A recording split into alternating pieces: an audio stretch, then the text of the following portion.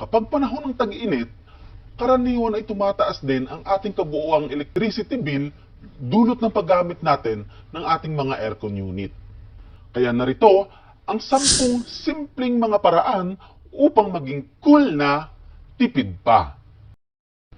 Mag-upgrade ng air conditioning unit. Pumili ng unit na may inverter o pinakamataas na energy efficiency ratio para sa malaking savings. Bumili ng aircon na tama lang ang cooling capacity sa laki ng iyong silid. Iset sa pinakakomportableng temperatura ang iyong thermostat. Pinakamainam ang hindi mababa sa 25 degrees Celsius. Gumamit ng electric fan o ceiling fan kapag bubuksan ng aircon. Makatutulong ito upang paikutin ang hangin at mas palamigin ang paligid. Isara ang mga pinto at bintana kapag umaandar ang aircon. I-check at siguraduhin na walang leak upang mapanatili ang lamig sa paligid. Gumamit ng timer sa pagpatay ng iyong air conditioning unit upang mabawasan ang operating time nito.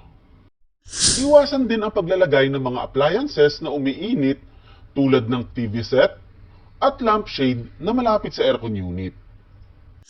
Lagyan ng kurtina ang mga bintana na direktang naaarawan. Ito ay makatutulong upang hindi makapasok ang init sa loob ng ating mga silid. Patayin ang air conditioner kung hindi kinakailangan. Buksan ang mga bintana imbes na aircon para makapasok ang hangin kapag malamig pa ang temperatura. At eto ang pinaka-importante sa lahat.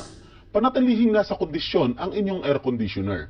Siguraduhing regular na nalilinisan ang filters at ang coils neto. Pwede kayong tumawag ng isang aircon technician para gawin ito.